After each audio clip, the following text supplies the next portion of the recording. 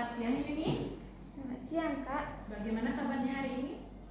Lumayan baik. Baik, tapi kelihatannya seperti capek itu, belum makan ya? Iya, belum makan.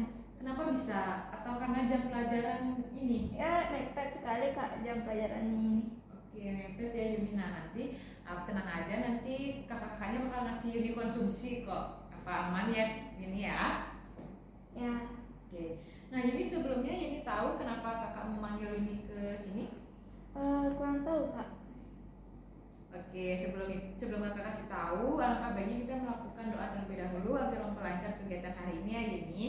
Iya, Kak. Nah, baik, kita mulai berdoa menurut kepercayaan masing-masing. Berdoa dimulai.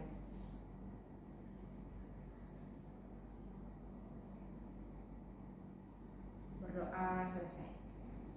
Nah, jadi di sini kakak akan menjelaskan tujuan kakak memanggil Yuni ke sini, yaitu antara kita berdua saja. Yang pertama, tujuannya adalah untuk melakukan konseling individu. Nah, sebelumnya Yuni sudah tahu apa itu konseling individu? Kurang tahu, Kak.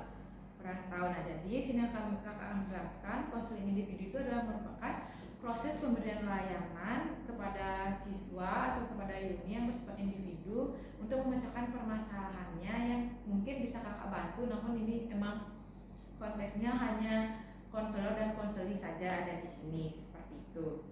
Kakak bisa dipahami? Bisa, Kak. Nah, di sini Yuni ada ingin ditanyakan belum sebelum kakak lanjut ke tahap selanjutnya? Baik, terima kasih, enggak.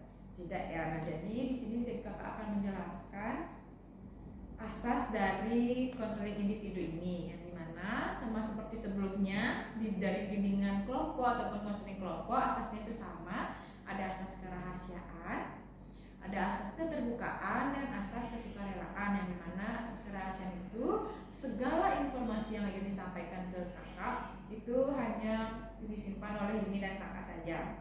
Lalu yang kedua yaitu asas keterbukaan, yang dimana kakak harap Yuni bisa terbuka dengan semua permasalahan yang Yuni alami. Yang ketiga yaitu adalah asas kesukarelaan, yang dimana Yuni dengan sukarela untuk melakukan konseling individu ini. Sebelumnya apakah Yuni merasa terpaksa? Enggak, Kak. Enggak ya, oke. Nah, dari sana apakah bisa paham? Bisa. Nah, untuk selanjutnya, untuk kesepakatan waktu kita bisa sepakati dalam berapa menit? 5, 10, atau 15 menit? 10 aja dah, Kak. 10, Cukup banyak. 10 cukup ya untuk melakukan konseling individu ini. Oke. Kita langsung mulai saja ya Yuni. Nah, Yuni, kakak ucapkan terima kasih karena kamu udah bisa hadir hari ini, dan kita akan memfokuskan membahas pengalaman belajar yang kamu alami akhir-akhir ini. Nah, bisa ceritakan kembali bagaimana sih perasaan kamu tentang pelajaran di sekolah dan apa saja sih tantangan yang kamu hadapi? Baik, terima kasih, Kak Dwi. Nah, saya merasa masih kesulitan mengikuti pelajaran di kelas. Nah, walaupun saya sudah mencoba beberapa cara belajar yang saya diskusikan sebelumnya, saya sering merasa belum benar-benar mengerti materi yang diajarkan. Nah, kadang-kadang saya bingung dan itu membuat saya frustasi, Kak. Ya, jadi karena Yuni tidak bisa belajar dengan baik, yang akhirnya membuat Yuni itu cepat frustasi ya dan merasa gagal seperti itu. Oke. Ibu validasi dan ibu apresiasi ketika Yuni sudah bisa mulai belajar, dan terima kasih juga sudah berbagi permasalahan Yuni, yang dimana perasaan bingung dan frustasi itu sangat wajar, apalagi ketika Yuni mencoba sesuatu tapi belum berhasil sesuai dengan harapan. Nah, bisa Yuni jelaskan situasi atau bagian pelajaran apa yang membuat kamu merasa bingung? Biasanya saat guru menjelaskan dengan cepat seperti itu, Kak, dan saya sulit mencatat sekaligus memahami. Dimana kalau gurunya cepat-cepat jelasin, Yuni kayak ketinggalan catatnya tuh, Kak. Nah, kadang-kadang saya merasa ketinggalan dan tidak sempat bertanya. Nah, selain itu, kalau belajar sendiri di rumah, saya sering kehilangan fokus dan mudah merasa malas. Makin Yuni sendiri mengerjakan tugas atau belajar, kayak cepat ngantuk lagi, Kak. Oke, jadi di sini ada beberapa faktor yang mempengaruhi ini ya, Kak. Dari yang mulai penjelasan guru yang cepat, sulit mencatat, dan juga juga kehilangan fokus ketika belajar di rumah dan mudah merasa malas seperti itu ya. Nah, Ibu mengerti apa yang Yuni rasakan. Tentunya mengelola penjelasan yang cepat dan tetap fokus belajar sendiri memang bisa jadi tantangan terbesar, apalagi buat Yuni. Nah, menurut Yuni, metode belajar seperti apa sih yang membuat Yuni itu bisa untuk memahami materi dengan lebih baik biasanya? Kalau dari Yuni sendiri itu, Yuni merasa lebih mudah memahami kalau belajar menggunakan gambar, video, atau alat bantu visual. Nah, tapi seringnya di sekolah itu hanya penjelasan lisan dan menggunakan buku saja. Jadi saya merasa kurang terbantu gitu, Kak. Oke, jadi harusnya guru itu memberikan Yuni itu dengan sedikit penjelasan bisa lewat PPT gitu yang menampilkan video ataupun gambar yang sehingga membuat Yuni itu lebih semangat untuk belajar ya. Iya, Kak. Itu bagus Yuni. Nah, jadinya kita sudah mengetahui kan gaya belajar yang kamu sukai. Nah, jadinya kita berdua bisa mengatur jadwal belajar di rumah supaya kamu bisa fokus menggunakan materi visual. Nah, bagaimana dengan motivasi kamu? Apa yang biasanya membuat kamu semangat sih dalam belajar gitu? Kalau masalah motivasi sih, Yuni kadang-kadang termotivasi, Kak. Kalau ada teman atau keluarga yang mendukung, tapi sering sering merasa sendiri dan kesulitan untuk terus bersemangat. Nah, terutama kalau pelajaran yang sulit gitu, Kak.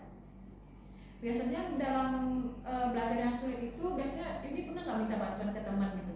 Pernah sih, Kak. Soalnya kan kalau Yuni nggak bertanya ke teman, tanya ke siapa, takutnya kan kalau Yuni jawab-jawab gitu salah nanti. Oke, nah jadi memiliki dukungan memang sangat penting ya Yuni ya, baik dari orang terdekat seperti orang tua ataupun teman, itu juga bisa sangat membantu Yuni. Nah, selain itu di sini kita juga akan fokus membantu kamu meningkatkan motivasi internal atau dari dalam diri kamu supaya kamu bisa mengatasi rasa putus asa itu. Nah, apakah Yuni sendiri pernah mencoba teknik seperti memecah waktu belajar menjadi sesi-sesi pendek atau tidak agar tidak mudah bosan, atau pernah melakukan teknik yang lain? Kalau saya sih belum secara rinci gitu loh, Bu. Nah, tapi saya pernah mencoba belajar sedikit-sedikit, tapi kadang-kadang saya merasa kesulitan mengendalikan waktu dan kadang-kadang jadi mudah terdistraksi itu. Oke, baik. Distraksi maksudnya. Baik, itu hal yang sering dialami banyak orang ya Yuni. Nah, kita bisa buat rencana belajar yang terstruktur dan teknik konsentrasi khususnya supaya kamu bisa belajar lebih efektif. Nah, sekarang saya ingin tahu juga apakah ada hal lain yang di luar pelajaran yang mungkin mempengaruhi perasaan dan fokus belajar kamu? Kadang-kadang saya merasa stres karena masalah di rumah seperti kurangnya suasana nyaman dan dukungan. Nah, itu membuat saya sulit berkonsentrasi dan kadang-kadang merasa down. Baik Yuni, terima kasih sudah terbuka soal itu. Dan stres di luar sekolah memang bisa sangat mempengaruhi fokus dan emosi kamu. Nah, ibu juga bisa bantu kamu belajar cara mengelola stres dan membangun rasa percaya diri supaya lebih kuat untuk menghadapi situasi tersebut. Nah, mungkin langkah yang bisa dilakukan dengan cara mengatur perasaan dengan lebih baik dan belajar akan jadi lebih mudah seperti itu. Nah, kita yang akan jalani secara bertahap, fokus pada strategi belajar sekaligus manajemen emosi. Nah, saya juga ingin mengingatkan bahwa kemajuan tidak selalu instan, tapi dengan usaha dan dukungan yang tepat, kamu pasti bisa melawan semua tantangan ini. Saya ingin belajar cara itu, Kak. Nah, saya merasa kalau bisa mengatur perasaan saya dengan lebih baik, belajar juga lebih mudah seperti itu. Oke, nah Yuni pernah merasa ragu itu pernah kan? Pernah. Oke, jadi keraguan itu wajar ya Yuni, dan berarti kamu sedang berkembang. Nah, jangan ragu untuk menghubungi saya kapanpun kamu perlu bimbingan. Apakah kamu siap untuk mulai proses ini dan berkomitmen pada rencana yang akan kita buat bersama-sama? Setuju, Kak. Ya, oke. Karena waktu sudah habis Yuni, sebelum kita nanti ke pertemuan selanjutnya, apakah ada yang ingin ditanyakan? Tidak ada, cukup, Kak. Cukup ya. Nah, apakah bisa kita akhiri sesi ini dulu? Bisa, Kak. Terima kasih ya, Kak, ya sudah membantu banyak sekali membantu Yuni. Baik, terima sama-sama Yuni. Saya percaya bahwa kamu punya kemampuan untuk berkembang. Nah, Kita akan jalani semua ini bersama-sama dan saya akan selalu mendukung kamu di setiap langkah yang akan kamu ambil. Nah Yuni, karena tadi kita buka dengan doa, langkah baiknya kita juga tutup dengan doa. Berdoa menurut kepercayaan masing-masing, berdoa dimulai, berdoa selesai. Dan ibu akhiri dengan Om Santi Santi Santi Om. Baik, terima kasih banyak Yuni. Yuni udah silahkan bisa kembali ke kelas. Terima kasih Kak ya.